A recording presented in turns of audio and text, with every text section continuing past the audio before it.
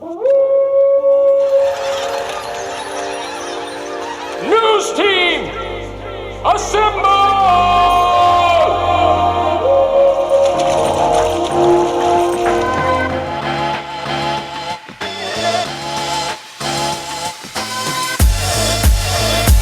It's time for the unofficial 40 from Soonerscoop.com.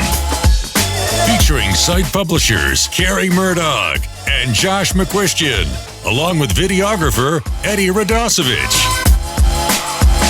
It's the unofficial 40 on Soonerscoop.com. All right, we're back. Back and at it, better than ever. I think somebody else used that line. Kori Murdoch, Josh McQuistion, Eddie Radosevich. We are the unofficial 40 podcast here on Soonerscoop.com. And Eddie is scratching his neck beard as I speak. I think I have head lice in my beard. Just get out of here. It's called needing to shave. Yeah, that spring break. On spring break. You don't shave on spring break? I saw a lovely photo of you on your Insta back in your spring break days up on the hill. Yep. Padre Island, freshman year of college. That was your freshman year? Yep. That was a good time. Lots of experimenting on that trip. Okay, Josh McQuistion, family man. Let's get him to join the podcast before this thing turns bad. How are we doing, Josh? Josh just off the Houston Rivals camp. Doing well, guys. You know, this pod is always interesting to me. When I am the moral compass to Eddie's debauchery, this pod is screwed. Like we're in bad shape from a human, I guess, just being good human being standpoint. Eddie's like the human trafficking of podcasts. He is. Just hanging out on Loves on I-35.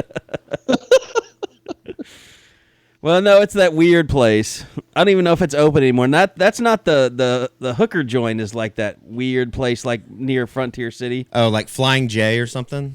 I don't even think it's that type. Not even that good? Yeah. Worse? It's just like truck stop. Just, yeah, you know you're getting something generic else other than stop. gas. Yeah. So anyway, there's one thing that I'm not going to talk about today, and that's that BS team that resides up at the Chesapeake Energy Arena Center. It wasn't good last night. What a just... Josh, do you watch the Thunder intently? Like, does it alter your mood if they have a game like that last night?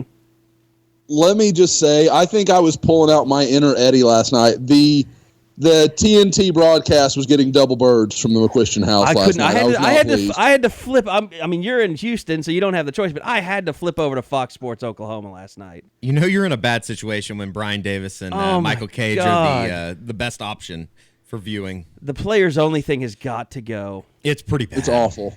It's pretty bad. You mean Karan Butler's not a good sideline reporter? Is that where we are? And actually, you know what's terrible is Greg Anthony does a decent job at play-by-play, but everybody else ruins it. I think it was a great idea when they did it like once a year. It's like, okay, I can live with it on a Tuesday night. But it's been every Thunder national game for like the last three. It has been a lot. It sucks. Anyway, yeah, that made it unwatchable, and so I had to turn it over to Fox Sports. And I needed a little sunshine, to be honest, last night with that game. It was terrible. So I don't want to talk about it. It was good until the last 20 seconds. It was a shitty game to watch. They played terrible the entire time. Yeah. It never should have been that close. It never should have come down to that needing free throws the last 24 seconds. It was just a disjointed mess. It was awful. I would have taken a split, though, between Toronto and Boston going into it, so we'll stay positive. Yeah, it's just not the split you thought you would get. I could have lived with a split where they lost to Toronto as Kyle Lowry hit a three at the buzzer, but not. I don't even know who hit the three. It wasn't Tatum, was it? It's freaking Marcus Morris, yeah. Oh yeah, it was Morris. One of the crazy ass brothers. So anyway, moving on. Lots of OU stuff to talk about. Since the last podcast, we've had Pro Day, we've had the start of spring practice, we've had some rivals camps, and we have another one coming up in Dallas this weekend. Where the whole crew is going to be down there. I failed to get to Houston. I got a hotel room, paid for that, didn't go. Rental car, paid for that. Instead of driving 16 hours and 24 hours, I decided I'd be better served to clean out my garage, which I did. And that's what I used my rental SUV to do, is to drag cardboard to the recycling plant. So you actually got the car, you just never Like, went. I've lived in this house, I think this is 10 years now, 9 years, and I just finally took all my moving boxes to the cardboard recycling because nobody ever wanted them. You should have just kept I them. tried to give them away, but nobody ever moved that I know. Or people moved, but they just didn't want to come and drag the boxes out of here. Now that you got rid of them, you'll find a way that you need them No. at some point. No. Somebody will need them. It's been 9 years. I haven't needed them once. What I We're need... going to have to be careful this week, guys, because that story did make me laugh. I have been fighting allergies for about 10 days now, and obviously standing outside at the Rivals camp last weekend was a huge aid to that. And every time I laugh, I sound like the old man who smokes like 12 packs a day. Emphysema lady. Like I can't stop coughing. Like I had it's that- just like I'm dying a little bit. No, I had that 2 weeks ago. It's awful, and I'm just getting back. I think on Monday was the first day I could laugh and not sound like that old lady. Is that the iron lung? Is that what that's called? No? Okay. Maybe not. Is that where a canary dies if you have it, or is that coal miners? I have no idea. Coal miners take the canary in. That's the black lung. Oh, the black lung. That's what that is. Yep. The iron lung. The only reference I have to iron lung is in Big Lebowski when that dude's in that machine. Maybe that's what I'm thinking of. That's the only one I can ever think of. And I think that's an iron lung, but I don't even know that that's right. So, By the way, shout out to DJ Whitty since you mentioned Big Lebowski. He actually sent me that on Blu-ray. Still haven't watched it yet. Got to do it. I'll do It's it. a good one. it's a must. I'm going to do a staycation after spring break. I'll watch it then. Yeah. And it's one of those ones like, Carey, I think the first, like, I can't speak for Eddie. The first time I saw it, well, I guess I should say, I was under the influence of substances, and God. I didn't fully process it. Like, I was like, that's kind of funny, but I kind of fell asleep late in the movie. Like, I couldn't quite make it through it. And the next time I was like, oh my God, that movie's the funniest thing I've ever seen. So like, it was just, and it's not like, like, oh, my sides hurt, I'm laughing so hard. It's just really funny characters, like just funny people doing funny things. It gets better and better each time you watch it. Absolutely. That's for sure. Okay, so let's get to a little bit of OU sports. Trae Young, big news yesterday, kind of ruined everybody's day. Announces, I don't know, it's probably about 8:30 is when that came out, maybe 8:15, because I was still on the radio trying to throw up a story real quick that Bob was at home writing. And it was just a weird day, and you kind of pointed this out. You guys pointed this out as the day went on, like, is it weird that there wasn't a whole lot of congratulations on Twitter from his teammates? No, I don't think it was weird, just for the fact that I think it was a very dysfunctional team. It's like, do members of the family congratulate people when they get divorced? Did anybody congratulate him? I don't think. I never saw anything. In fact, I saw that. I remember Jamani McNeese said something after the video came out of the celebrating making the NCAA tournament. That's about it. Yeah, and I never really, I mean, throughout the year, I never really saw a whole lot from this team on Twitter, so I don't know. Maybe it's just not in their personalities. You would think that a group of 15 Jordan Shepard college put out kids, something yesterday. Yeah, real cryptic betting on himself. I don't know. I think that it was a very dysfunctional team. I think that yesterday was a good example of just how dysfunctional they were. I don't necessarily. Is it even a team? I mean, my God. I don't think that they necessarily like hate each other. I just don't think that they enjoyed being around each other. They're not friends. You're right. There weren't 15 guys pulling on the same rope, if you will. I mean, it seems like Buddy Hield was always in the gym. He didn't have time for your, hanging out together stuff. But I think people liked him. Yeah, but they all hung out like at the gym, Yeah. With this group, I envision like Trae shooting on the main court and everybody else shooting in the practice gyms. Stay away from me. Let me do my thing. Just let me get better. I have bigger plans than the rest of you guys. But how do you guys see that? Do you see that as a player like him has to find a way to relate to other guys that, we all understand he's a better player than anybody around him. That can be frustrating. He's giving them wide open looks and they're missing, I understand it from his standpoint. But the only way for that team to succeed is for him to make them better. And if he's not doing everything he can to make that an inclusive unit, then he's as big a part of the problem as they are. But on the floor, you have to say that he did everything he could to get people the ball. Sure. They couldn't make shots. And then at the end of the NCAA tournament game, 3 people took shots to try and win that game, and none of them were Trae Young, and every one of those shots looked horrible. And you wanted to scream at every one of those people, just let Trae Young shoot the ball, damn it. Yeah. It was not good. I think everything that we thought about this team pretty much came to fruition by the end of the year. You know what's weird? They actually played, I thought, really hard in the tournament. No, they did. Like harder than I've seen them play in a while. If they would have played like that over the last month and a half, I don't think that they would be they would have been better than a whatever seed. What were they? They'd have been a 4 seed? or 5. They would have lost to Loyola Chicago then. Yeah, they probably would have got upset by somebody better than them, but they would have beat some other teams down the stretch. I mean, I think you would have beat Texas at home. I think you would have beat possibly West Virginia at home. You wouldn't have got beat by 30 at KU. Yeah, you only got beat by 15.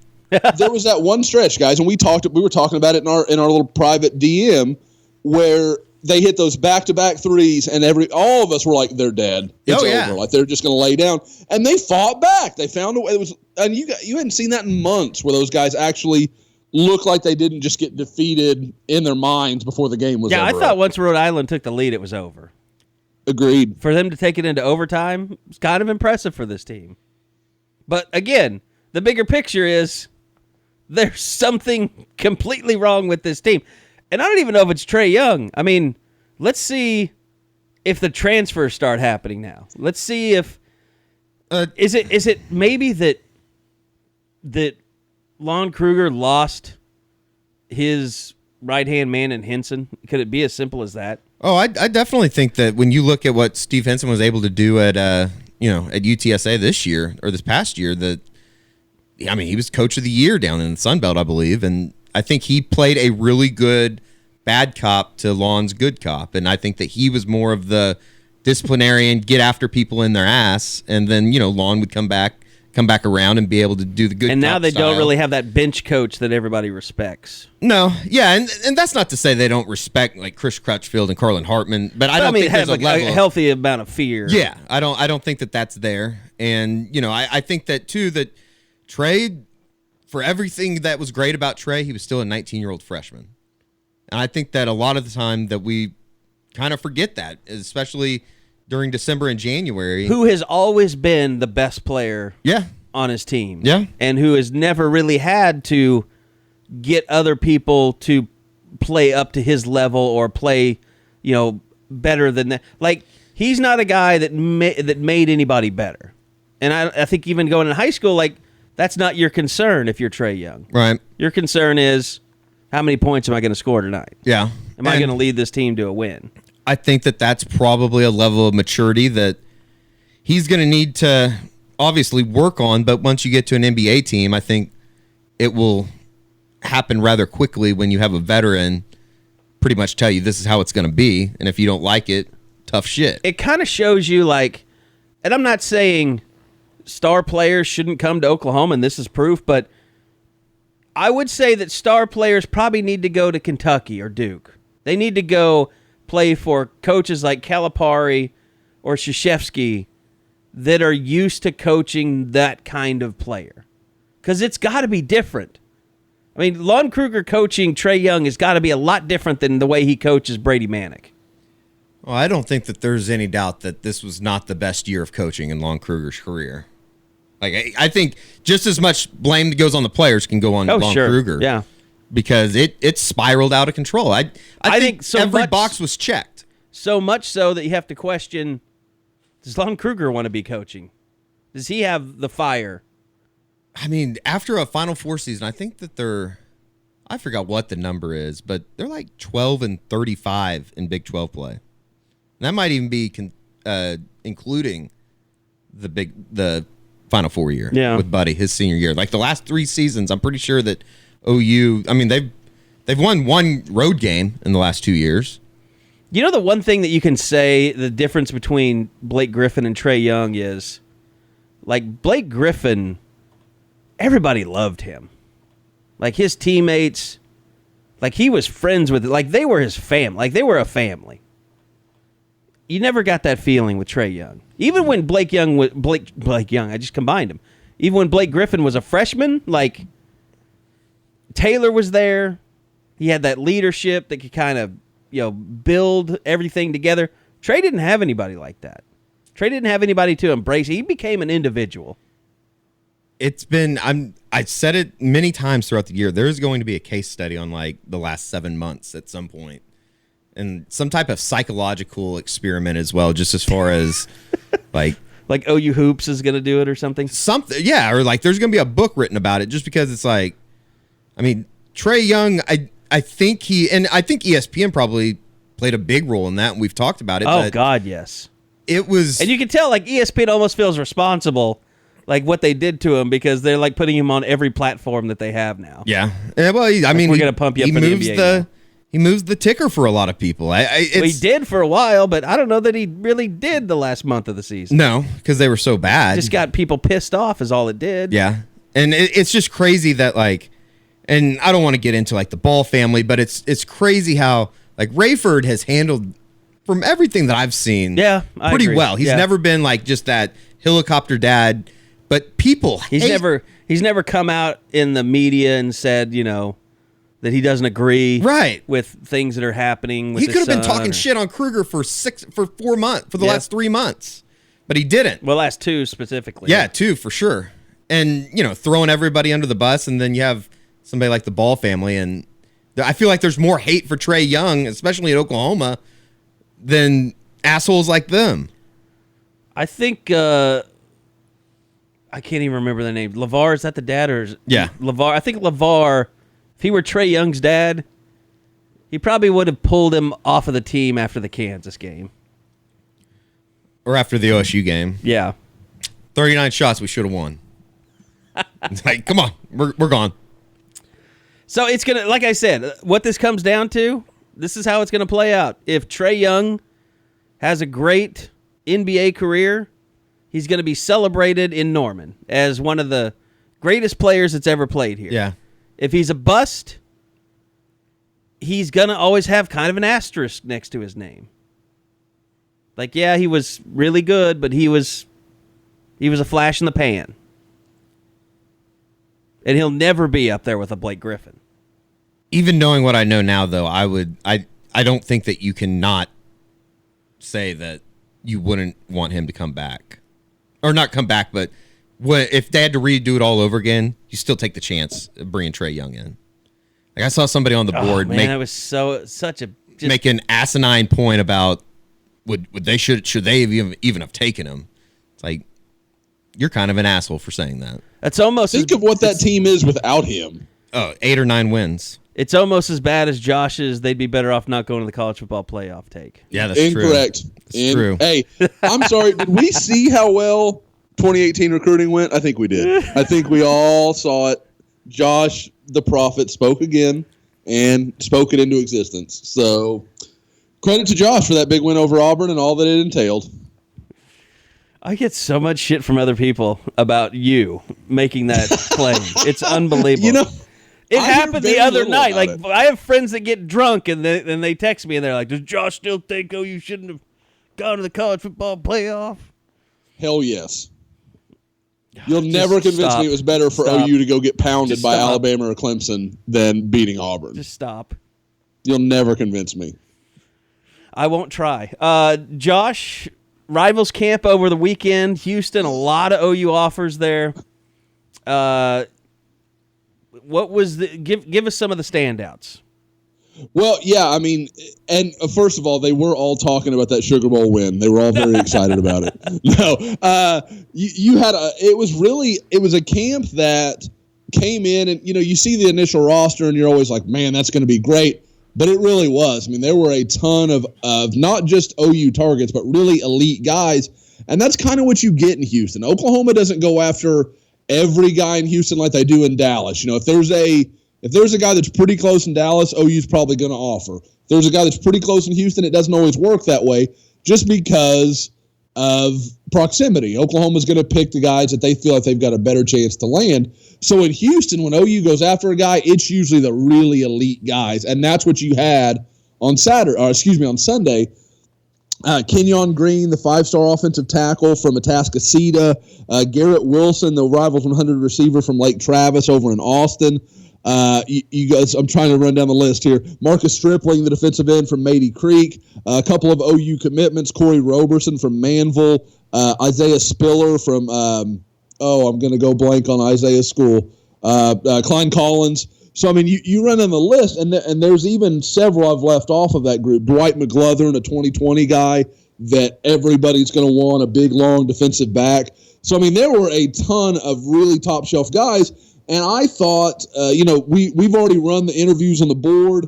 For those that listen, we're running them kind of through the next few days on the site, and you'll be able to see those. And I thought all the guys came off as really positive about Oklahoma. I thought if it was interesting because the one guy that I came away feeling like, boy, this doesn't feel like it's going in the right direction right now, is Isaiah Spiller, the Oklahoma commitment. Everybody else, I'm not saying OU's going to get those guys, but I think Oklahoma has made inroads with several guys that maybe 2 months ago I wouldn't have given them much of a chance at. And Josh started World War III with Isaiah Spiller on Twitter. Oh no! Did I really? I missed something. Did you not see where you put up you linked to the Isaiah Spiller interview story? Yep. And then he put up the thinking emojis. Yep. And then his dad put up the thumbs up. His dad, he quote tweeted you the thinking emojis, and his dad quote tweeted him with 2 thumbs up. Nice. And then I just looked at all of those, and it's just like World War III after your tweet. Because the most sane people, Texas A&M and OU, all the OU edit kings, all the Texas A&M people. I have this really weird. We need you.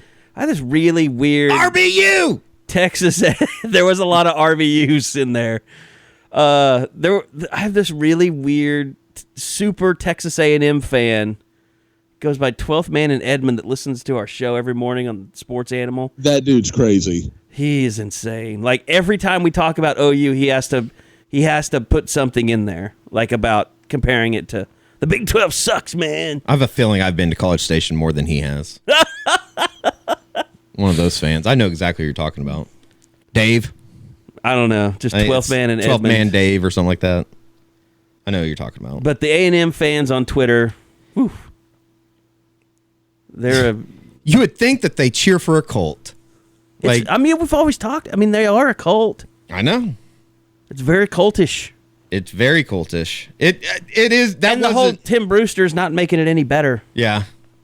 Well, Tim Brewster. Read our round table. Tim Brewster has a. Yeah, I should have added that Tim Brewster has a little David Koresh in him.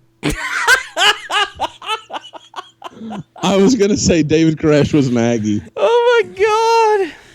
That's why was he an Aggie? Yeah, that's why he had it. No, he wanted to throw everybody off being out of Waco. I think he was from East Texas or West Texas. He wanted to throw everybody off by having his foundation in Waco, but we really know his heart was in College Station. That's the part that they leave out in the A&E series. Speaking of, did everybody watch that? That was really well done. David was it? Oh my God. It was really good. I never got into it. I saw the first one and then like the second one came on and I didn't want to watch it halfway through, so I just figured I'll go and binge it sometime. Yeah, it sparked me, and then I went back and read the book from one of the main characters. Like if you saw the first one, Carey, it's the guy he befriends. It's the guitar player. Yes. No, that's the drummer. I'm sorry, the drummer. Yeah. He wrote a book about the whole experience and like him being recruited into it and how all that went down. It was an interesting read. Like it humanizes them a little bit. You know, like you're like, yeah, you're still crazy, but you're probably pretty decent people for the most part. So it's very weird. Like their beliefs were weird, but you're like, you're not bad people. So it was strange. We just like guns and burning ourselves to death, and all your wives are mine. Yeah, and sex and all your kids. The wives thing is a legit question, and Koresh clearly had a thing with young girls. But other than that, like The gun stuff, like, I mean, he provided a bunch of examples. Like, they were largely just it was a way for them to make money and pay their bills. Like, they weren't gun enthusiasts or anything. He was like, I fired a gun once or twice in my life. So now, again, you have to take him at his word, but it all sounded pretty legitimate. I mean, it was an interesting read nonetheless. So okay. Anyway, sorry. Back to guns, girls, and the 12th man. Back to Isaiah Spiller. That was a very odd interview, though. I think he was very nervous, or he came across as very nervous, Josh. I think he was. And I think a lot of times that's my fault, guys, because I'm one of those guys. I'm like Chris Farley in Tommy Boy when he's talking about my new sale. Like, when I'm doing an interview, I'm a little too revved up sometimes. And I think I get so excited that I freak the kids out. And I think we need to put a roll in your hand. Is that what you're saying? that may be what it is. I love Instead it. of a And I stress pet ball? it, and I kill it. So I killed my interview. I think some of that's on me, but yeah, he was kind of okay. You could see it. And then when it started to turn into the OU and A&M conversation, I thought he got real uncomfortable. Yeah. And well, I'm sure it's an awkward conversation to have. You're committed. Sure. I mean, you're committed to someplace and sorry. No, you're fine. The thing people don't think about, I've literally never met Isaiah Spiller in my life. So he is sharing a very personal detail about his own thought process and the biggest decision of his life with what is basically a complete stranger, and knowing it's going to go out to the masses. That's probably a lot for us. There's things about myself that I don't want to talk about. And for a 17-year-old to have to put that out there, that's daunting. Like, I understand it. So I never get down on the kids who are a little gun shy about that kind of stuff. But like I said, I think the fact that he was nervous and it was kind of uncomfortable, I think we know where this is probably heading. But, we'll see. I mean, there have been other guys where we all thought, oh, he's gone.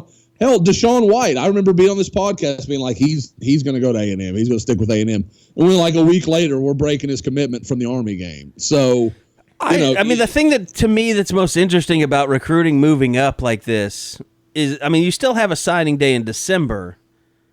I mean, Jimbo Fisher was not exactly killing it at Florida State when he left. There's not just a ton of. I mean, there's a possibility they could have a really crappy year in College Station. I mean, and they're building all this momentum because they're new and they're out there selling really hard and going with that stupid SEC stuff that Sumlin got away with. State media's pushing it. State-sponsored media? Yeah, they're state media. So, I mean, this could... I don't know. This is going to be a really interesting year.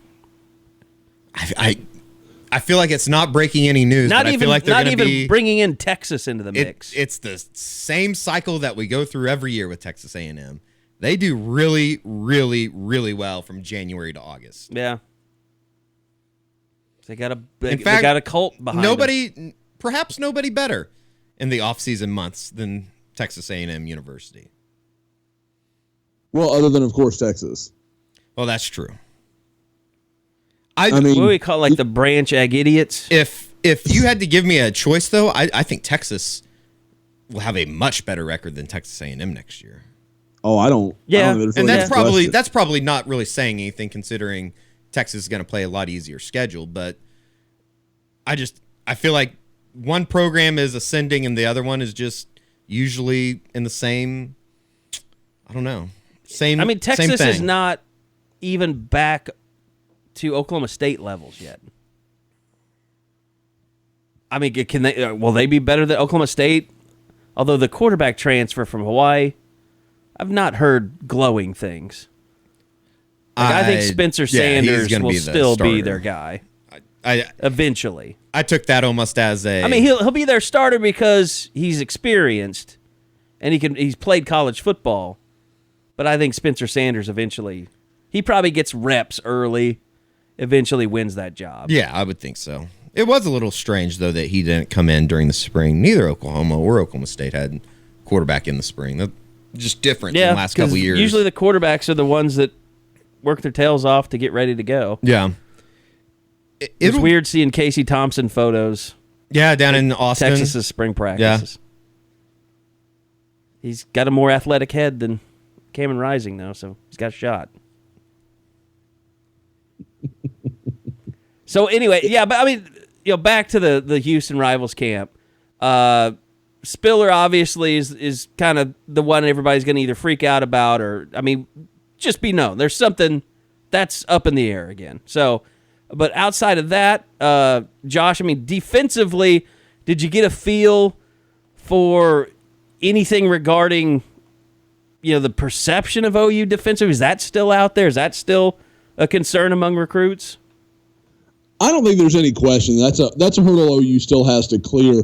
But I think with some of the things they did last year, with getting guys like Radley Hiles, getting guys like Ronnie Perkins, I think they're starting to establish a conversation that says, guys, this is a talent issue. We don't have players like you, Marcus Stripling, or you, Dwight McGlothern, or any of these other guys that we'll cover this weekend in Dallas. There's so few guys that Oklahoma has on the roster that were recruited at that level, and that's why Caleb Kelly sticks out, because Caleb Kelly's the anomaly. There's not many guys in those junior and senior classes that were highly regarded recruits. I mean, don't get me wrong. There's a few guys here and there, but Parnell Motley was not a big-time recruit. Yeah. Jordan Thomas, now gone, he wasn't a big-time recruit. Stephen Parker was. Will Johnson was not. I mean, you go down the list, and it's just a bunch of it was guys. A patchwork defense. Exactly. So I think Oklahoma has done a good job of... Which is why they need Caleb Kelly moving to the Will and playing well next year. I think that's going to go really well. I really do. I think that's going to be a really nice fit for him. But, more than anything, it's about getting Caleb Kelly on the field consistently, because I think that was his biggest problem last year, was the guy just couldn't... I mean... Now, we kind of understand now that there was probably good reasons to not have him on the field if you could avoid it.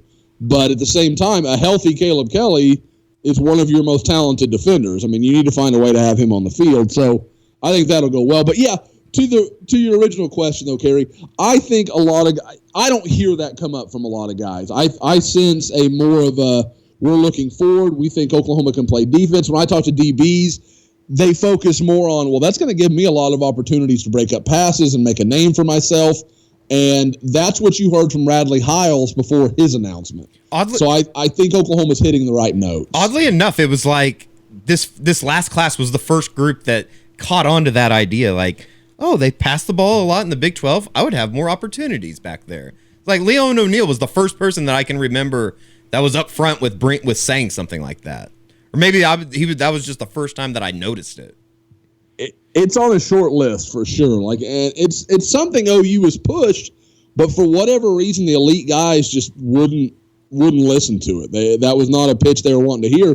But now, I mean, you look around the country, I almost don't see any way that Oklahoma doesn't end up with a really, really good cornerback class. When you look at the guys that they're in on across the country, I mean, Credell, Chris Steele. Obviously Eric Young down here in Houston, who we interviewed as well at the Houston camp. I mean, just so many guys that are big-time elite players that Oklahoma is either in the top 2, 3, whatever for. So I think for whatever reason, the thing is starting to turn. That conversation is starting to turn in Oklahoma's favor rather than them having to explain away the past of why their defense wasn't good. Well, and I mean, you're talking about the guys that they are recruiting now and the class that they're going to bring in. We've never seen, if they end up, let's say they end up with 3, high 4-star corners or something. We have never seen that collection of talent in one place at Oklahoma. When you take that, like right now, the 3 of us could say who's going to be the starting corners next year. I think we'd all 3 come up with a different opinion of who were going to be the starters. Because they've got 4 guys that can legitimately go out there and play. Now, the biggest question is who's going to be the best? Who's going to be the most consistent? Yeah. I think I would probably go back on it. We did that in the roundtable. I think I'd probably go back on it now with Bookie looking more and more like a nickelback. Well, and that's what he's playing. Yeah. because they're I'd probably they're slide actually in being Motley. smart. You had Motley in there. I've been championing Motley this Right. entire time because I mean, Motley had one horrible game against Oklahoma State, and everybody. I mean, it's like with all cornerbacks. When someone gets burned one time, people want to throw them away. And go back and watch the Rose Bowl. Motley was one of the best defenders on. There weren't a lot of good defenders on the field that day, but Motley was one of them. He made a lot of plays in that game. That's a good one. He and Stephen Parker are probably the two guys that didn't have to be ashamed of their night that night. Yeah. Kenneth Murray I thought was Stephen awful. Parker might have played his best game ever at Oklahoma. Yeah. But he had a good combine too. A good pro day, I mean. Did he? I didn't see his numbers. I was interested, but I didn't catch up on him. Yeah, he was a 4.45 guy, right? Really? Yeah. I mean, look, he is not the most physical guy, but I think he was covering up for a lot of. I mean, like Ahmad Thomas, he had to play with Ahmad Thomas. 4.55. Was it 4.55? Yeah. Okay, I thought it was 4.45. 4.55, 36 and a That's still half. pretty good. For safety, that's 10-6 4 broad. 5s. I think the only thing that you would really... What was his vert?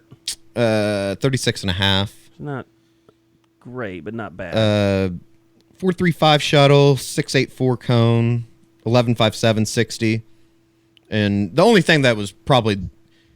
It wasn't a good look was the bench press. He only had 9, but he is coming off the shoulder. Yeah. His shoulder...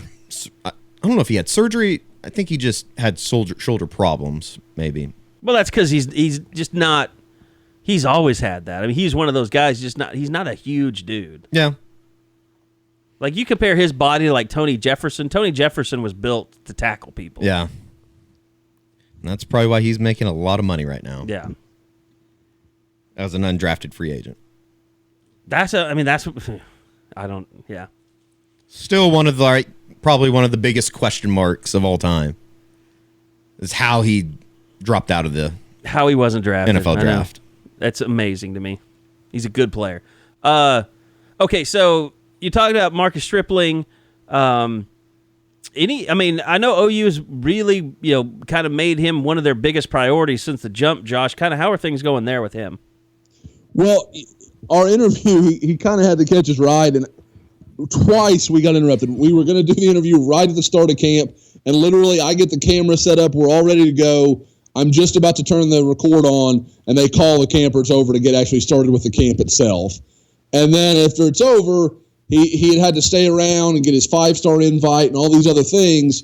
And then, so we kind of had to rush through the interview at the end, and people can kind of see it because he had to go. But he definitely, he's going to take an official visit to Oklahoma for the spring game, yet another Rivals 100 guy. And there's another one that came out last night. So, I mean, that day is just getting bigger and bigger by the moment. But I think with Stripling, what's probably the best is I think everyone has kind of figured out that about 2 months ago he was real heavy on Oklahoma. It looked like maybe he was going to announce something, that there was definitely something cooking there. And then he took a trip to Texas, he took a trip to A&M, and it seemed like all of the momentum just stopped. But now you're starting to see things starting to move again. And to me, that's kind of when you see how serious a kid is about a school. Because there's going to be times when other schools just happen to break your stride. You had everything going, and then for whatever reason it changes. And then if the kid kind of moves on, then you know what? That probably was never going to happen anyways. But Oklahoma's been able to get back in the door, keep everything good. And I think his relationship with Calvin Thibodeau is really strong. And so I think that's something where Oklahoma has a real chance here. Now, what's going to be interesting is he's going to come in. I don't know that he's going to take another official visit this spring. Oklahoma may be his only one. So is that going to help Oklahoma that he has 4 or 5 months where he's focused on that visit being the big thing of his spring recruitment? Or is it going to hurt Oklahoma because everybody else is going to get those trips in the fall? So we'll kind of see how that plays. But the good news is he's going to be an early signee, an early enrollment. So he's going to have kind of a compressed visit list there in October, November, and December. One guy I know that really impressed you seeing him in person was Garrett Wilson, the wide receiver out of Baker Mayfield's high school, Austin Lake Travis. And you were comparing him. You were saying that you thought he's the closest thing you've seen to Sterling Shepard. That's exactly who he reminds me of, because he's not a guy he's one of those guys that I always talk about where the sum is better than the parts. He's not huge. I mean, he's probably 6'1", 175. He's not extremely long. He's not overly fast. I mean, he's not a guy that's going to go run 4.4 or anything like that. But, man, I don't care where the corner was. I don't care what the coverage was. I don't care what the route was.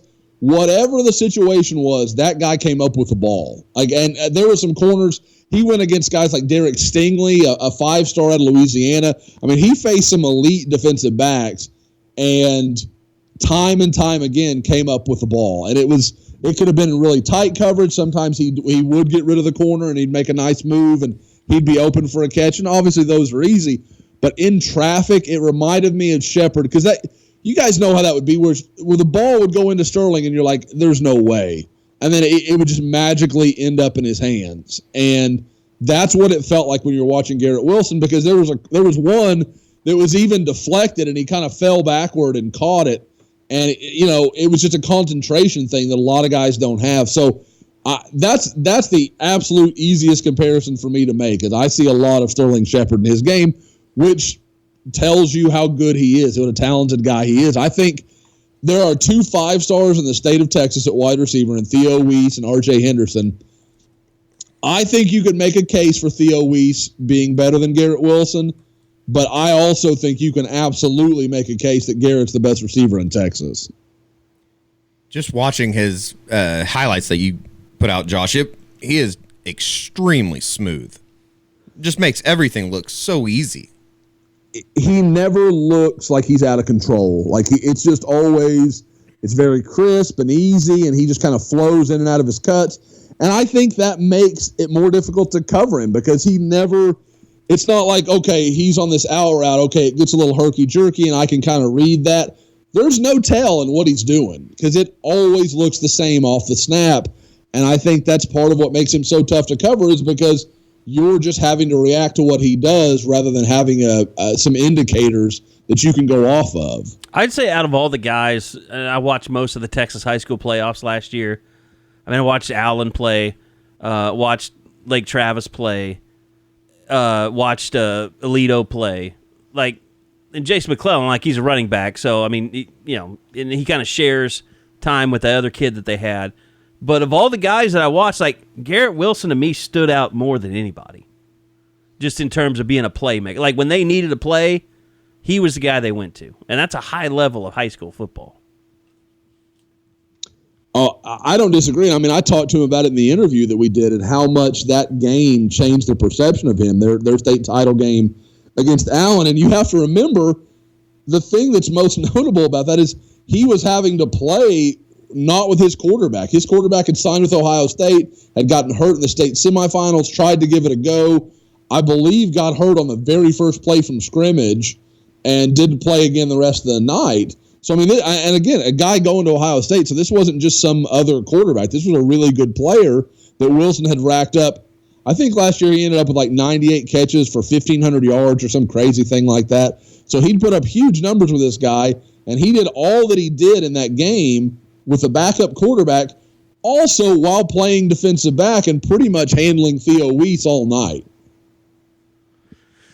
Okay, so anything else that really stood out to you about the camp or the content that we've got on the site right now that people should check out?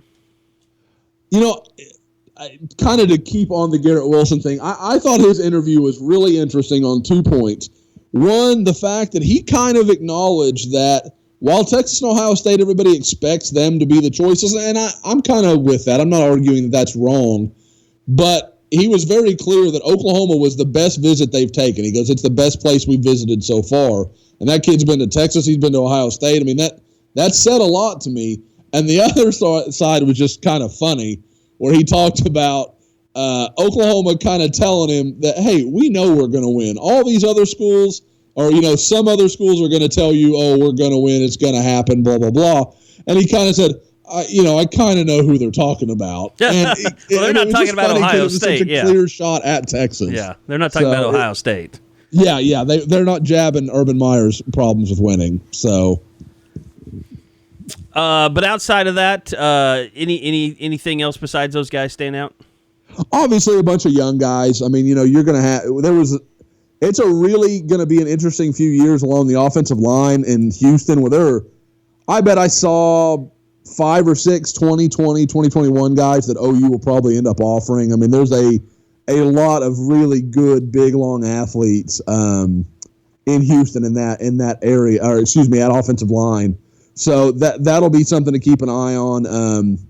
But no, I mean, for the most part, like I said, there were 6 or 7 guys that were really high-level guys, and we're focused on them. But aside from that, there's not a lot of new names because, like I said, Oklahoma kind of cherry picks in Houston who they're going to target. What did Kori Roberson look like? He looked fantastic. And it was actually Eddie who was watching the video, and he messaged me the other night, and he goes, OU doesn't have a lot of guys that look like that. And I'm like, that's exactly right. He's one of those guys where you're like, I guess the best way I can think of it, like a kind of like a fire hydrant, because he's like a Kelly Gregg, like where he's just like, God, dog, he's just big everywhere. But he's 6'3.5". I mean, this isn't like a little sawed off kind of fire plug guy. This is a big, sturdy dude. And I think, unlike Stripling, who I think Stripling's a defensive end no matter what set he's in. If he's a 3-4, he can play the end there. If he's in a 4-3, he can play defensive end there. I think Kori would move around depending on what scheme you were running. But at the same time, he's a guy with a lot of athleticism. I think he's still learning with his hands. He can play a little high sometimes. But my questions with him are all about, technical issues that he can learn and he can improve on. But when you're talking about just a big guy that's probably, I'd say 6'3", 280 right now and can move his feet, those guys are hard to come by. And you really have to give OU credit because this isn't a guy that everybody else had offered and OU decided they wanted to go in on and, just happened to land. This was a guy that didn't have a lot of big-time offers, but I watch him, and that's a 25-30 offer guy. I mean, he's going to pick up a lot of offers between now and when he signs. Now, we got, spring football starting back up next week, and we've got 3 weeks left of that, and that's going to culminate with the big official visit date. An official visit, juniors now can come in this early. On official visits, that means the teams can fly them in, have them all weekend, feed them, take them to places, and then they can come to the spring game. But, Josh, we're going to keep previewing this as we go throughout the podcast in the next few weeks. But just in terms of that list, how much is that really growing, or is it really just about confirming guys at this point that you already thought were going to come in? Oh, yeah. I mean, there's definitely that aspect because we've already had several guys that were going to come, and now they've had to change their plans. I'm trying to think there was one guy at the event the other day, and I'm trying to remember who it was, that was expected to be there for the spring game, and now he's changed his mind. It wasn't Garrett Wilson, wasn't Kenyon Green. I can't remember. It'll come to me after the podcast. But there was already one guy that changed it. So you always have to go back and continue to check and make sure. But, I kind of referenced it earlier. Caden Wallace, Rivals 100 offensive lineman from New Jersey last night. He tweeted out he'll be taking his official visit for the spring game. A big-time guy, offers from, Penn State, Ohio State. You run in the list everywhere. He's a big, big prospect from the Hun school, which some people will remember. The last time OU was at the Hun was when they were recruiting Myron Rolle. Yeah. So there are there's not a lot of history there, but he's been in contact with Bill Bedenbaugh for a long time, and I think Oklahoma, probably Penn State's got to be considered the favorite here.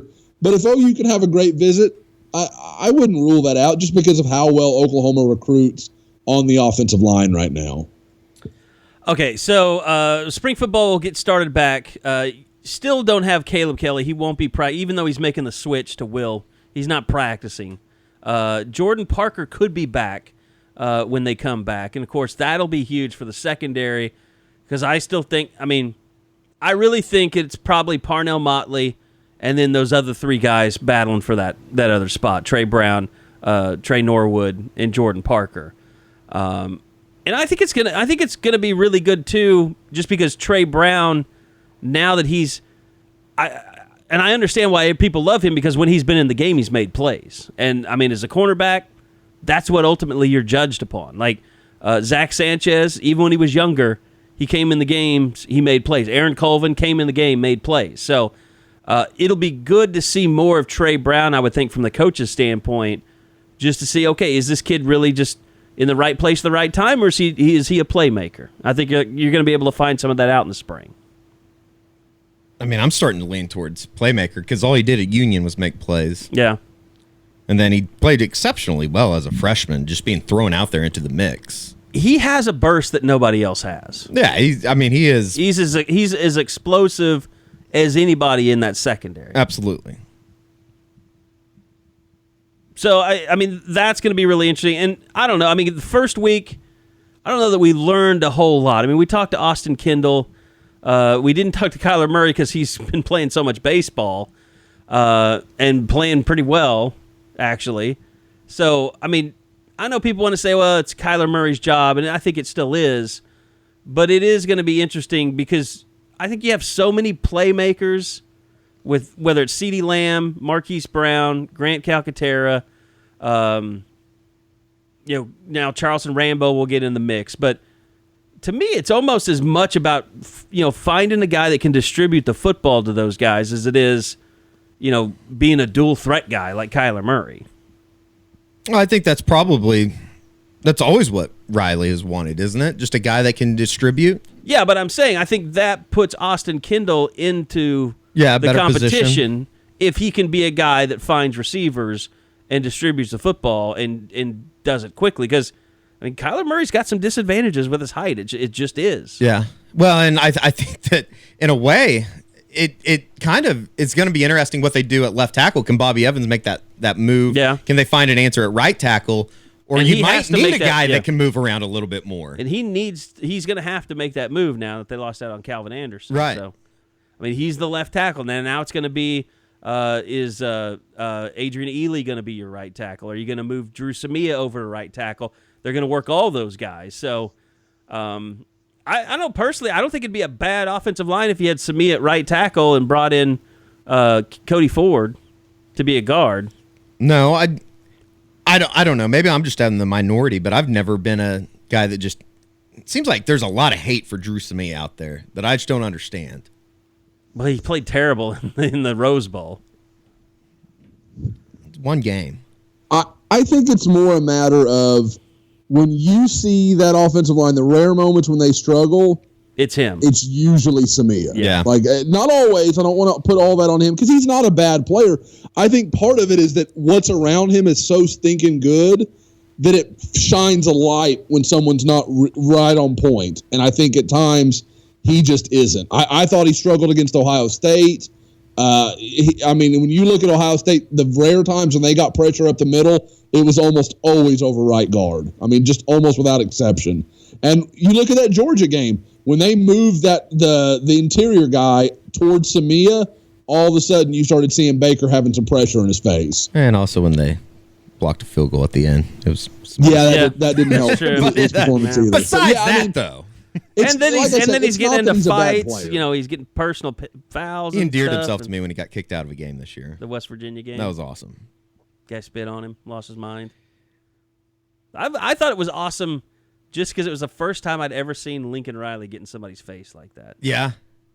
I was just He like, jumped whoa. his ass, that's for sure. Lincoln Riley can jump somebody's ass. Beaton Bow was like, kind of liked it. They're scared of Beatonbow. There's not a guy big enough I don't know if I'd want to not be scared of Beatonbow. Yeah, I definitely wouldn't want to. I want Beaton Bow on my team in the back alley. Put it that way. He's Robo Beatonbow now. With the He's got a stealth arm. He's got his arm in a, I don't know what that is, exoskeleton. Yeah, he's going to come back throwing like 95. Tore his bicep. Like Henry Rowan Gardner. You wouldn't even watch that movie if it wasn't about the Cubs, would you? I was talking to somebody about this last night. I'm more of a little big league guy than rookie of the year. It was That more should be drama-ish, yeah. Just a fact somewhere. That shouldn't even be up for debate. I mean, Rookie of the Year was a cartoon. It was a live-action cartoon. It was good, though. Oh, I will say, it Little was Big good. League was like, yeah, there was legitimate, like, little drama in there. Lou Collins banging out the manager's mom. I mean, come on. That's drama. That's the drama I like. Who played Lou Collins? Oh, I looked it up last night. Was it the guy that was in... He's usually a bad guy. You need to look this up. On it. It was... Is that Timothy guy? Timothy Busfield. Timothy Busfield, yeah. Josh, you know what's crazy? I want to hit on this in the recruiting segment, but every guy that you talked to in Houston had something in common. Do you know what I'm getting at? Every guy that I talked to in Houston had something in common. That was being recruited by OU. Conversations with Lincoln Riley? Close. Okay. Every one of them Is it Bookie? knows Bookie. Oh, that's... Like, I can't remember the last time that OU, besides like the Baker Mayfield, the guy that like made his name in Norman, I can't remember a guy that has this much like... How is that a guy from California that played in Florida knows all these kids? I really don't know. Like, I don't know if he talks to him or if he's just... Because I never really necessarily took him as a guy that was just extremely active on Twitter. Yeah. Is it the hair? Like, I really don't know. People love him. I think he's very memorable. B, he's one of those guys that, you know, like, and you guys have been to enough camps, you know, you'll go to a camp and there's a guy that's really hyped up and you get there and you're like, well, that was kind of disappointing. I don't think he ever threw one of those out. You were never like, oh, that wasn't a great day for him. Like, he's one of those guys that really seems to kind of relish in that. Like at the Army game, I really wanted to go in and not be impressed by Bookie because he concerned me with his size and all those things. And I watched him for like 5 minutes, like, crap, he's really good. Yeah. He's just really, really good. And then he makes I think plays that like... kind of commands a respect from a lot of other guys. Yeah, and I say that. Some of those plays that you just had on video just from practice at the Army game, I was like, holy shit, okay. Well, I mean, The he very made that first pass play- breakup in practice, Yeah. and in the first series of the game, he batted that ball, you know, that Caden Stearns ended up intercept. Or was it Caden Stearns? No, it was Jaden Woodby got the interception on that one. But I mean, he has a knack for being around the ball, and I think that's part of it too. But what's interesting is, where does it start? Like, I think like with Eric Young, who's talked about him over and over again, and those guys really do have a good relationship. I don't know if Eric liked him, and then when he went up there for the visit, they kind of got to know each other, or if there was something that preceded it. Like, I've never really kind of gotten to the heart of that.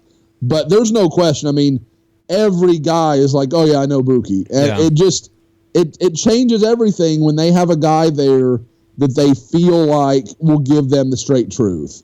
And that can change your whole recruiting outlook.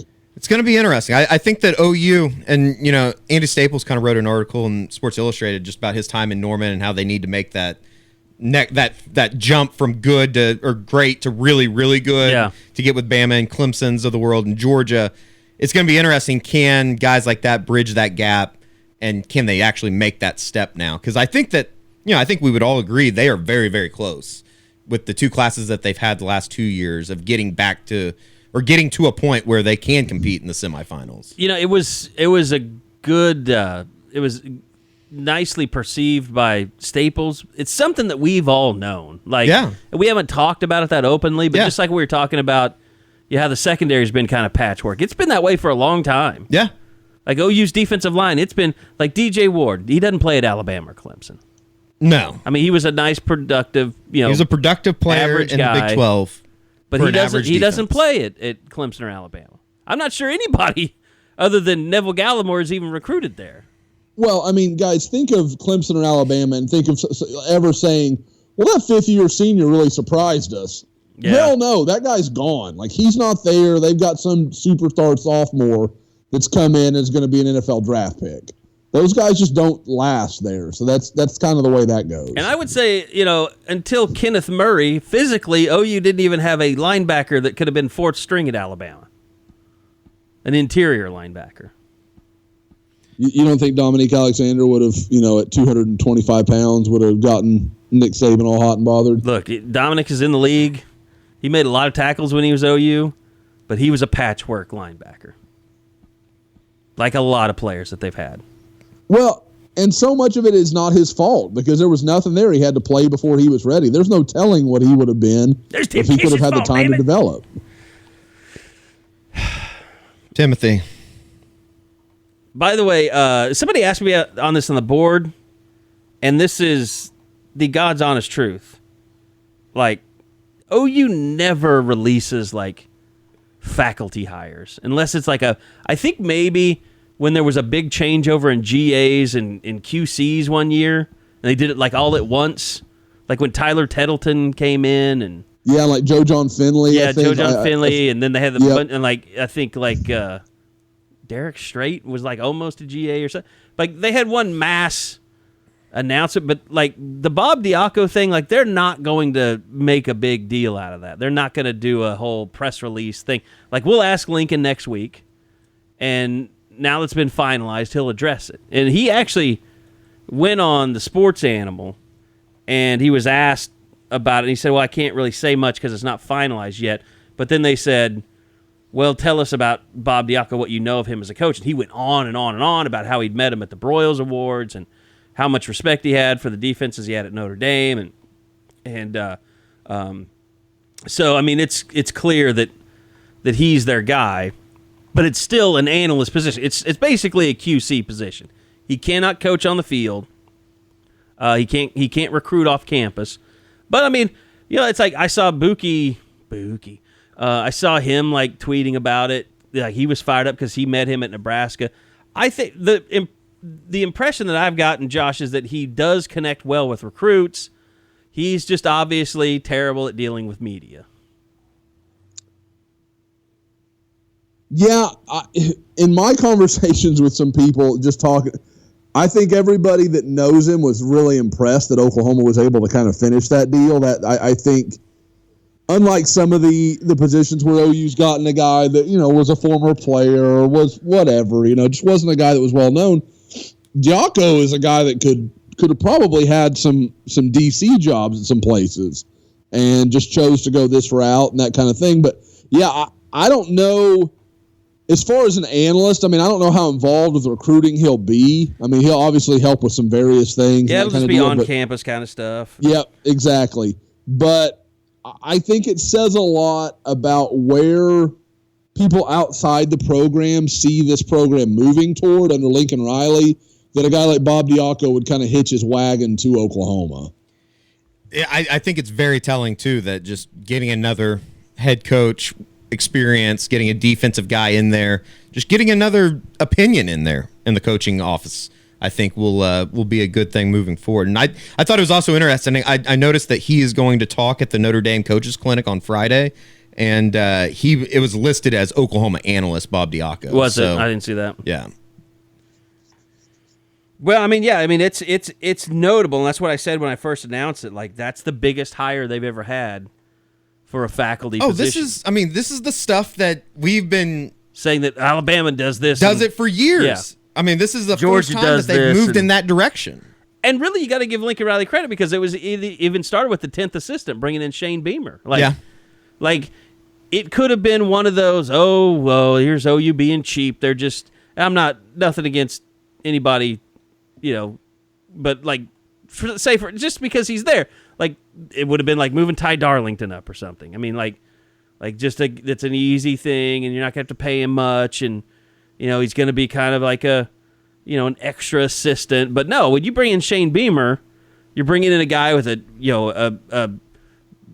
DNA of special teams. I mean, you're bringing in a guy that's really going to add something to your team in a very tangible way. So, I mean, that's been the most impressive thing about Lincoln Riley. Now that he's having a chance, and I thought Ruffin McNeil was a good hire for a position coach, and it is just funny because every time you bring in a defense, anybody associated with defense, it's just like that's Mike Stoops' replacement right there. Yeah. Now Bob Diaco could definitely be Tim Kish's replacement. Why? Why would they need to do that? Okay, stop it. Just let that one go, all right? Somewhere Noel Sooner just burned his computer. I saw Kish walk into the pro day and, hey, Coach, how you doing? As he was walking by, I was like, man, I wonder if he knows how much shit I talk about him. Probably not. Well, like in public? On the board? Just anywhere, yeah. I would just assume if you're and this is just for anyone, who might be listening, if you're a defensive coach, You know it's out there. just don't go out in public. Don't look at the comment section. Well, no, just when you go out, be nice to people, smile, but don't talk to anyone. Head down, eyes down. No eye contact. Until you have a top 15 defense, just be hermits. It'd be tough. Don't have a Tough thing to social do. life. Yeah, it's a tough thing to do. So you can see your family and your wives. You're your getting paid kids. well. Just stay on your back patio. Yeah. Find something to do. Woodworking, I don't know. Get a hobby. Until this defense is back in the top 20, top 15, don't go out in public. Well, it will be interesting when they return from spring break, and it was kind of like a little tease last week with pro day and with spring break started. I mean, not spring break, but spring football starting. Baker back in town, Mark Andrews back in town. It was kind of good to be out there and about for a while. I'm going to say something really bad, but I'm not going to do it. What? It's in terms of teasing. Anyway. I mean, it's going to be interesting because then you really start getting into scrimmages where you can start talking about quarterback. It's going to be interesting to see what Lincoln decides to divulge about how guys looked quarterback-wise. It's just going to be kind of the same coach speak. Both did some good things, both did some bad things. Never as good as you look, and you're never as bad as you look when you watch it back on tape. But the offensive line, I mean, that right tackle thing, that'll be a story. TJ Pledger, I think it's going to be interesting to see kind of what we hear out of camp from him. What did you think about seeing him? A little bit. I don't know what I was really expecting to see, just as far as I guess a little bit smaller than I was thinking. Definitely height wise, definitely stockier. Yeah, stocky for sure. I don't know. It's going to be interesting. In a weird way, I'm really intrigued by Kennedy Brooks. Yeah. I think he's a lot bigger than I thought he was. Well, he's had some time to work on those legs and that one arm. It will be interesting. I think I thought that Levi Draper actually looked bigger than I thought he would too. Bigger than he did last fall. I think people have this idea that Levi's like really, really skinny, and I mean he's not Kenneth Murray big. Yeah, nobody is. But he's not. It's just not night and day difference. I don't think. I mean but he looked like he's a guy a little slider out in the fall last year. He looked like a guy that just come from high school. Yeah, well, and he did. I mean, Josh has rehashed it before, just as far as. We went up to see him at Collinsville, and it's like, okay, that's Levi, obviously. He's bigger than just about everybody. And then gets down to San Antonio, and it's like, okay, well, he probably does have a little room to grow. Ronnie Perkins is a big, thick kid. Ronnie Perkins wearing single right digits in place. is the most sexual thing OU football has done in a while. A defensive lineman wearing a single digit. Was it 7? Is he wearing 7? Pretty hot. That's Clemson stuff right there. Actually, I think Florida State's the first team I can think that did that. You got to be a badass to do that. You can't be. They did it in the 80s. You can't get away with it with 3.5 tackles a year. You got to be a difference maker if you're wearing single digits. Yeah, I'd agree. Outside of that, I don't know. I thought it is funny though, just the difference. Crawford looked pretty decent. I didn't see a whole lot of him. For some reason he was like one of the guys that I just didn't. He's shorter than I thought he would be, but he looks like he's built for a freshman. Like he spent some time in the weight room. You guys know how this is. You do this long enough. Like certain guys just look like they're fast. He looks like a guy that's fast. Jaquelin? Yeah. Like you just watch him, how he carries himself and moves around. You're like, that dude can run. I want to call him Jay Quellen. After Comedy Central. Key and Peele thing. Key and Peele skit. Jacqueline. I thought CeeDee Lamb looked really good too. I mean, he's going to be a monster. He isn't like, he has put on weight, and you don't really notice how much until he's standing next to like Charleston Rambo and A.D. Miller. Like A.D. Miller's been there. I can't believe A.D. Miller is still here, to be honest with you. Charleston Rambo said that he's going to be a contributor. Hey, we talked about Clemson, Alabama. A.D. Miller would have been processed at those two programs by now. I thought they tried to process him last year. He just won't leave. He's like they don't have a Nick Saban to threaten him within an inch of his life to leave. You will take. You remember Darren? You remember Darren Stevens, Josh? Oh yeah. That dude, I was surprised he was never like. I was surprised somebody just never went up to him and was like, "Hey, you got to go. Well, you need to." I mean, you know how that is because I mean we've had the conversations for a while about Mbonasaur and some of those other guys that the coaches were telling them exactly the same things we're saying, like you're never going to play here. And for some reason, some of these guys, it's like, I don't know, it's like they want to prove the coach is wrong. I'm like, man, they make the decisions. Once they've decided on that, it's done. There's nothing to change. People talk so much shit on him behind the scenes. Oh, like he's at Louisville now, right? Yep. We'll never see him again.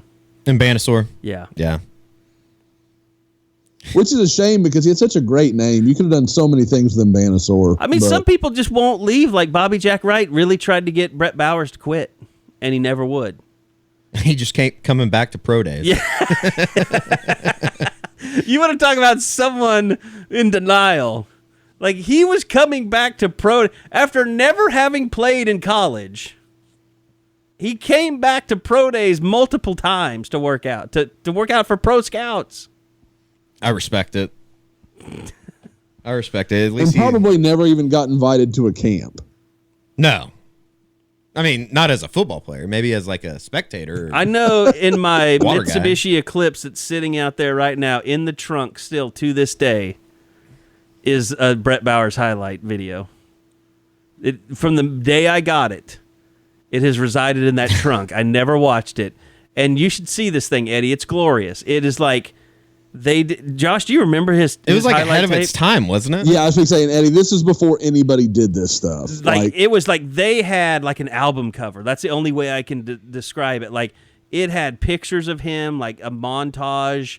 Like it looked like what are those things the teenage girls do when they dump that clear shit on it? Hodgepodge or whatever. What do they call that stuff? Yeah, Like a I know what you're scrapbook? talking about. Yeah, like they put pictures on like a study board. And they put that clear shit on it, and it's like The only thing I can think of is a shop book, but it's obviously not.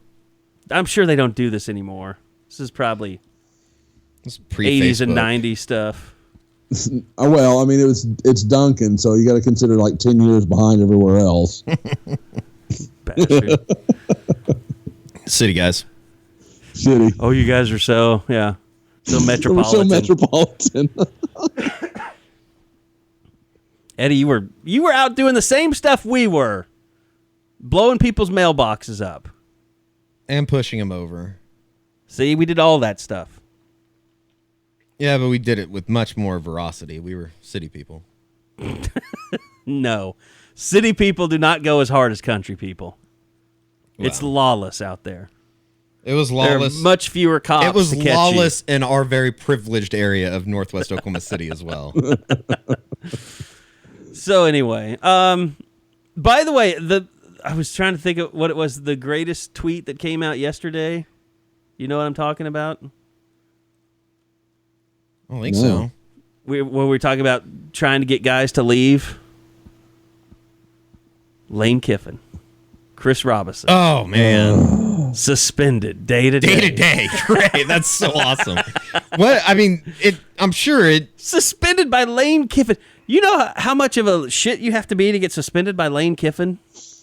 I was going to do it yesterday, and I'll do it this afternoon. But that almost makes you have to check the police blotter out of Boca Raton to see if his name comes up. I can tell you, I have talked to someone, and I have firsthand information of what happened. It is not anything legal. It's nothing. If it is what I was told it was a pretty normal college kid transgression as far as what I was told is he missed a study hall. But or maybe if you're getting suspended for study hall, that means that is a. But that's on top of having 2 incidents at Oklahoma. Yes. Yeah. No. I mean, don't get me wrong. Any skepticism with Robison, he has earned. But at the same time, you're just like, God, like you're the quarterback. Just fly right. Like you can't do that stuff. You have to be you have to be more accountable than anybody else in the roster, and that may not be fair. That's just the way it is. Man, just a guy that cannot get out of his own way. All that being said, he'll probably be the starter on opening day. I'd bet money on it. What I was told, and we'll see how good my source is because everybody can check me on this. I was told that probably by Thursday he would no longer be suspended. Oh, the 72-hour suspension. But yeah, he's only suspended for the days that they need to, Why do you even make that public? They need info on OU's offense. Why do you even make that public if that's how it's going to go down? Was he even here long enough to learn anything about the offense? Really? I don't know. You can, if he was reading the playbook through those yellow sunglasses, I bet that he picked everything up. Eddie's so triggered by the yellow sunglasses. There's no bigger statement that I'm a loser than wearing yellow sunglasses in public. Weren't they kind of like yellow and pink? They were bad. I mean, you could say those visors that everybody is wearing are yellow. And he was doing that hand wringing thing, like where he was like, yeah, like you could tell, like he was really feeling himself in those glasses. Jesus, I don't know. And I liked Chris. Chris and I had a good relationship. We did, but I mean, he was always an interesting dude to cover. I can remember going back to high school, hearing about like his days in high school, like hearing about his crazy girlfriend and all. I mean, like he had a lot of stuff going on in his world. He was trying to start businesses when he was in high school. Chris had an interesting look on life, no doubt about it. God, hopefully he got rid of that girl. It was like if Malibu's Most Wanted was a really good football player. Brad Gluckman or whatever his name, B-Rad. That's what it was like. Yeah. I don't even want to bring up the movies of the past. Michael Anthony Hall, Johnny Be Good. Oh, that's a great one. You don't run down Johnny Be Good. I'm just saying, for Eddie, that turns us into old men when we bring up movies like that. Fair enough. Old Tex. The power of the internet just gives Eddie the ability to look something up to just tell us how old we are. You could probably watch the trailer on YouTube. Not even coming up. Well, you're probably spelling good wrong, if I had to guess. Goode. Mm-hmm. That's what it came up. Look up Anthony Michael Hall and Tony Stark. Actually, it's Robert Downey Jr. So anyway. Yeah, there it is. If you'll type in Johnny Be Good and Anthony Michael Hall, there's your trailer. 1988. I was one. I hated that movie. I didn't think it was good at all. Tore it up on IMDb, 4.5 out of 10. That's about right. The football was not realistic either. Oh, it was awful. It made Varsity Blues look like a documentary. Yeah, it really did. Great movie. It made All the Right Moves look like an Oscar nominated film. Yeah, it did. It pains me to give All the Right Moves any credit in front of you, Carey. Greatest football movie ever made. Oh, God. Right ahead of Friday Night Lights. Oh, no. Absolutely.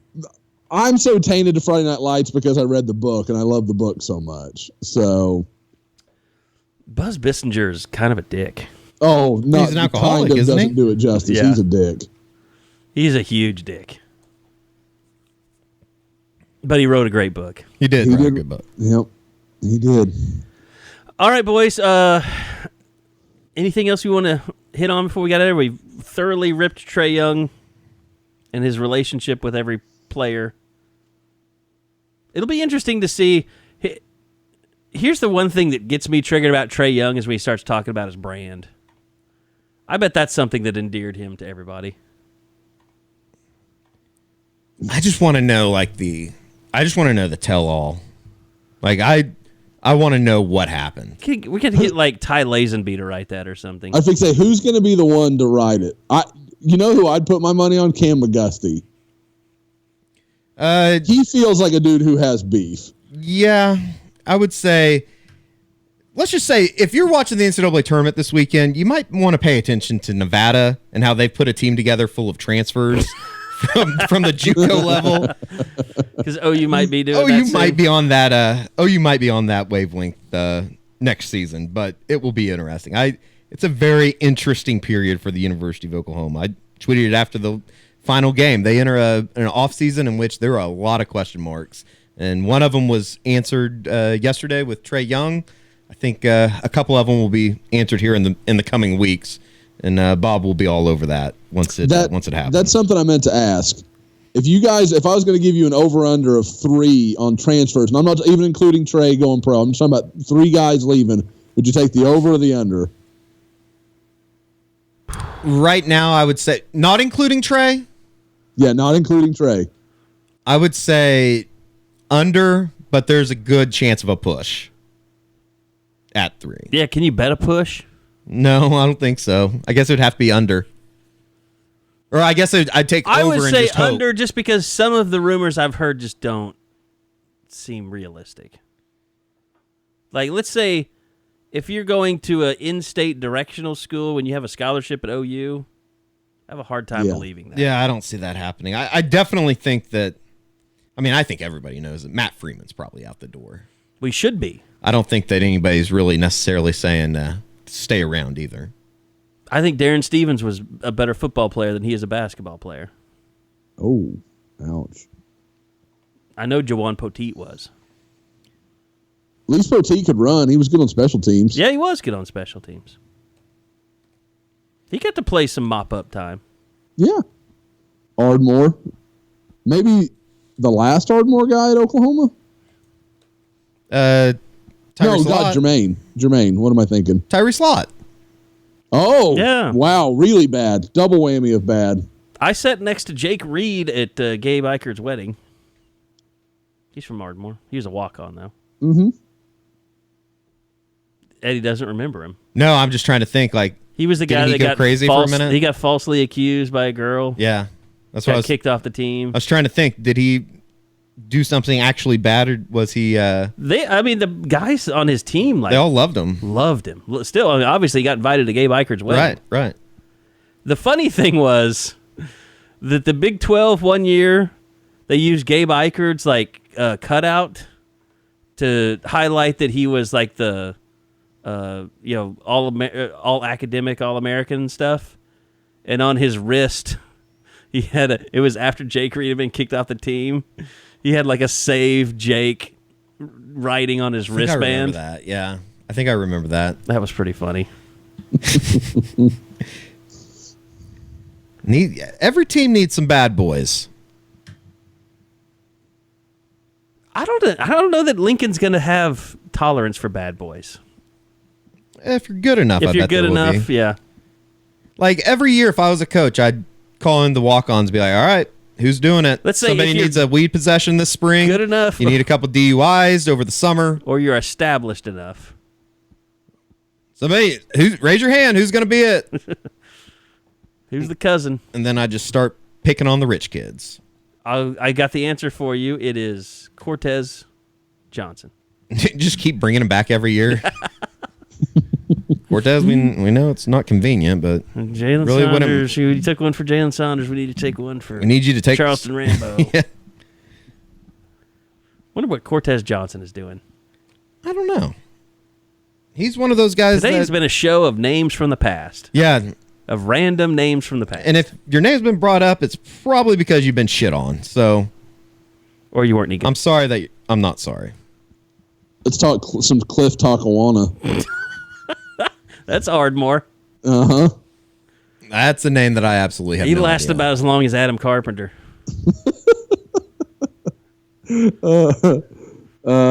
Jesse White. But none of them outdid Dylan Dismuke from Duncan. Yeah, wasn't he? That's one of the better stories of all time. Didn't he last like 30 minutes? Tired after he committed. He was, you know, the gif of Homer Simpson's dad walking in. He sets the hat down. He comes in, Yeah. grabs the hat, walks right back out. That's like Dylan Dismuke's Dismuke's career. Was there? I mean, well, Dalton Wood beat everybody. He will never. I don't think you can be topped. That will be a. Was he ever actually out of practice? Well, didn't he show up? Again, Oklahoma. He moved kid. into Headington for like a night and then left in the middle of the night. Wasn't he? Is he think Logan that's right. Roberson's roommate? No, that's not right. It was one of the Oklahoma kids that he lived with or moved in with, Might have right? been Roberson. I mean, Dalton Wood's Well, and name that was will after go weeks forever. of him not reporting. Right. He didn't came show late. up. Didn't show up. Finally comes and tells everybody, okay, I've got it all sorted out. We just had a little family problem, blah blah blah. And then he was there for 24 hours at most. I think it was more like 12. His name will go down, I would think, in message board lore as he's up there with the Robert Meacham of the world, the what's the kid's name? Will Latu. At least yeah. in my recent, since I've been around, those are three names that are those are up there. Those are the three. And I wasn't even around for Meacham. I'm trying to think of all the guys that have signed and never shown up. Courtney Gardner, John big Carlo receiver, that's from JC a couple Valentine. years ago. Oh yeah. What's his name? Gun at school. Josh Jarbo. Josh Jarbo is going to be he's got to be one of the most infamous. Our first TMZ Of all moment time. as a site. Great music video though. I really thought the rap Great career was freestyle. Yeah, I really thought the rap career was gonna get some legs after he put that one out. I will never forget Ben Haburn showing up in the back of that video smiling like he's so out of here. This is my first time around black people. Oh my god! What high school did Ben Haburn go to? I just saw him recently too. Liberty was- Christian in Argyle. Oh yeah, yes. yeah. So he might Little have not, bitty small private school just south of UNT's campus. that might have been his first exposure to freestyle. Yeah. rap. Yeah, I don't think that there were any tracks coming out of Liberty, Argyle. Nobody's dropping a mixtape. He and Probably Whitney Hand not. were down there working on something. Whitney Jones, I guess. Whitney Hand Jones. Is it Whitney Hand Jones? Of course. Yeah, it I think is. they went. Landry was at the wedding. And I would have cornered go him. Figure, I would have cornered him and asked him to see his chest. He makes $3 million a year and he didn't wear a suit. Luxury, or was it comfort over luxury? He's still rocking that skater boy style. I bet that doesn't go well. And sometimes, what's the slogan? You can take the boy out of New Mexico, but you can't take the New Mexico out of the boy. I think something like that. He probably still listens to Avril Lavigne. Probably so. Yeah. Skater Boy is his jam. Roethlisberger's like, Why do you think they want Mason Rudolph? yeah. Roethlisberger keeps sending subliminal messages. Keeps trying to get him to go out on the weekend so he can frame him for sexual assault.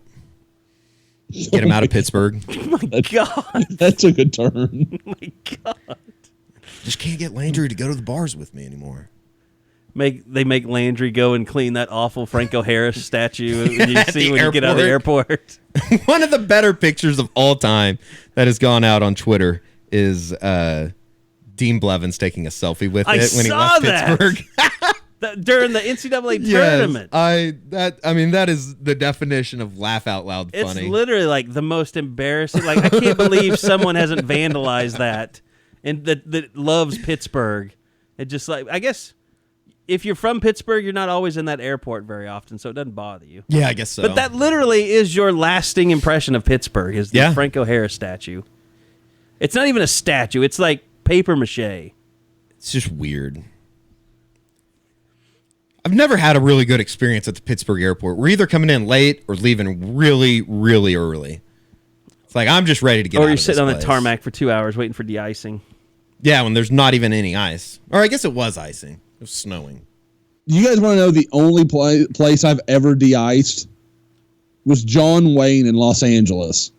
That's really weird. That was super weird. I was That's like, like of all the apocalypse places on stuff. earth, I thought this would not be an issue. Yeah, I bet I would hate to have seen the freeways that day. The only time I've ever been to John Wayne Airport was on the heels of meeting, what's his name for the first time? Bryce Youngquist. Bryce Youngquist, yes. Yep. That's another that is name. one of my favorite. That's airports in the whole that's world. the number one name that is signed with Oklahoma and never showed up. I don't know if that's bigger me, than that Dalton is- Wood, though. But we knew that like Dalton Wood had like we kind of knew the situation. He had a kid, maybe had a crazy ass girlfriend / lover, whatever you want to call it. Baby mama. Baby mama. Bryce Youngquist was like, he signed with Oklahoma, and then literally no one has ever heard from him since. Yeah. Like I'm completely down to spending a summer or a week of the summer trying to track this kid down.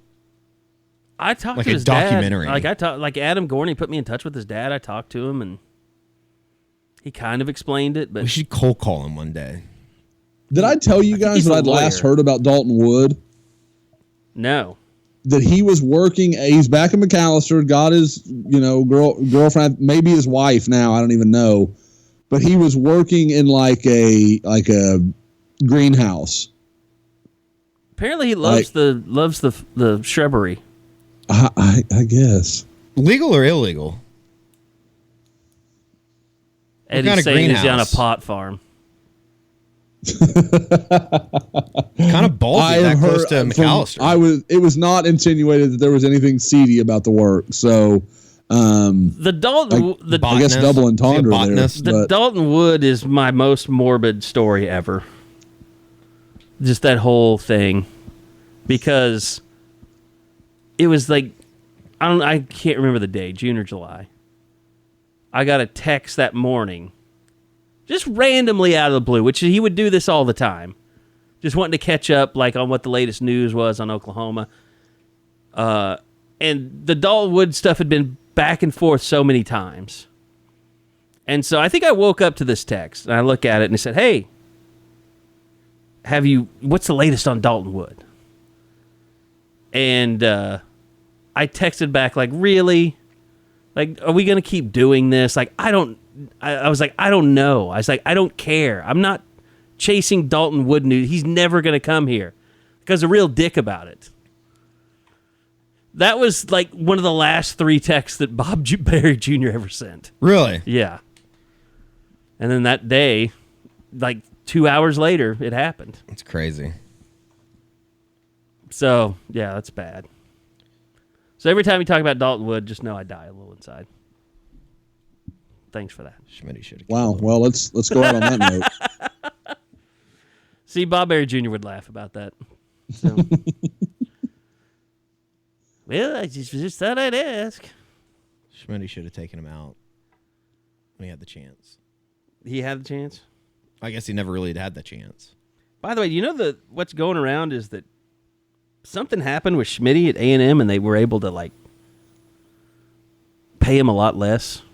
I saw or heard some rumblings about that. So he didn't get the double salary that Like we all basically, yeah. Like he left on the promise that he was going to make all this money, and he got there. Something happened, and now he's not. He's probably barely making more than what he's making at OU. But honestly, We're making what Benny Wiley's making now. well, he might not be making that much. Yeah.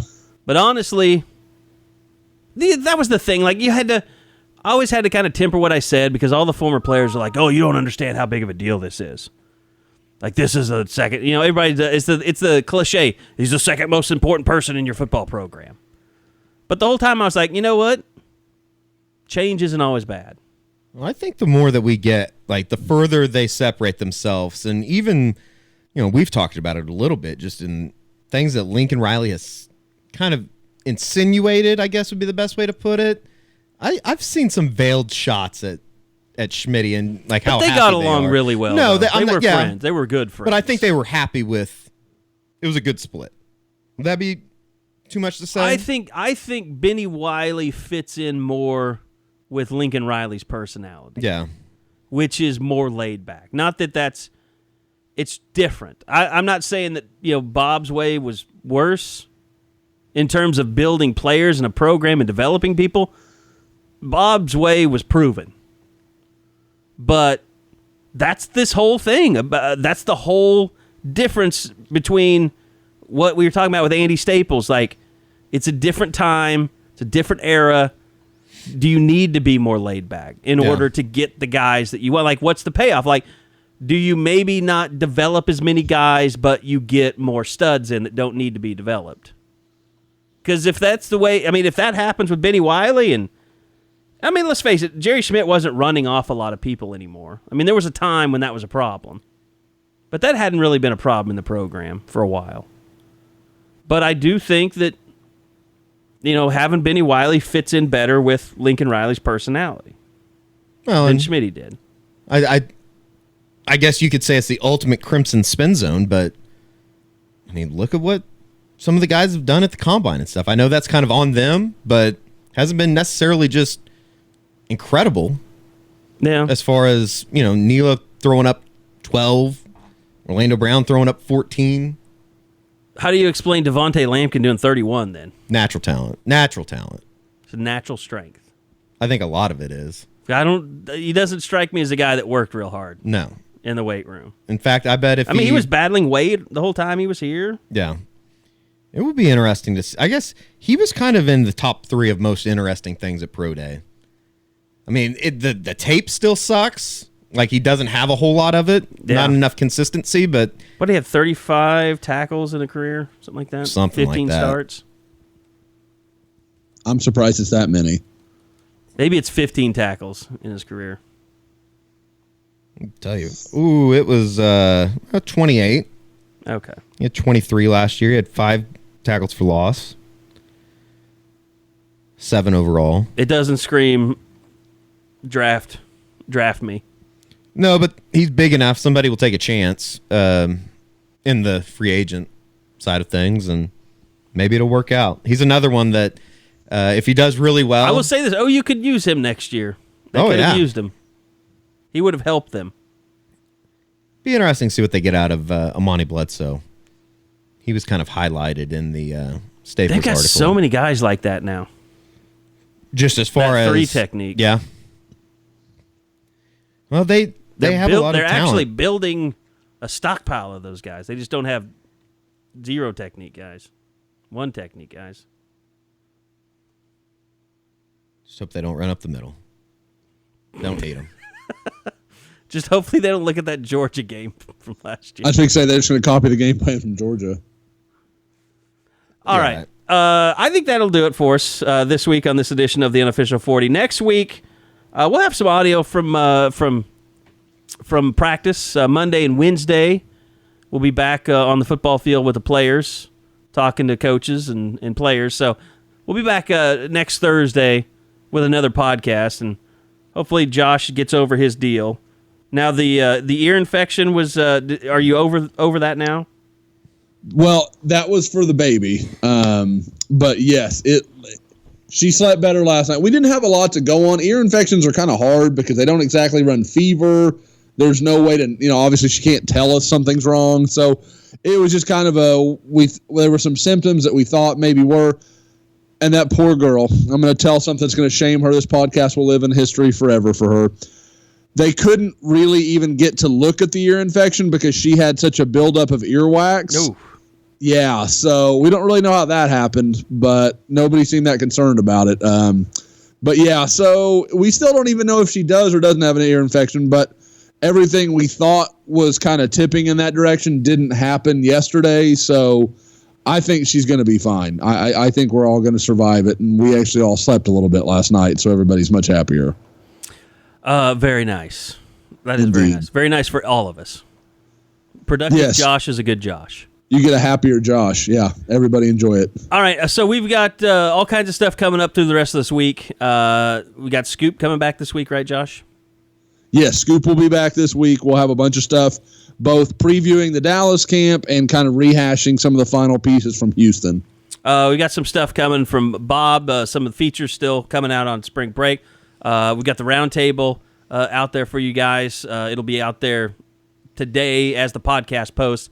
Also, I've got some stuff I'm working on the Grow You stuff that is kind of Lincoln Riley's outreach with speakers and public service stuff.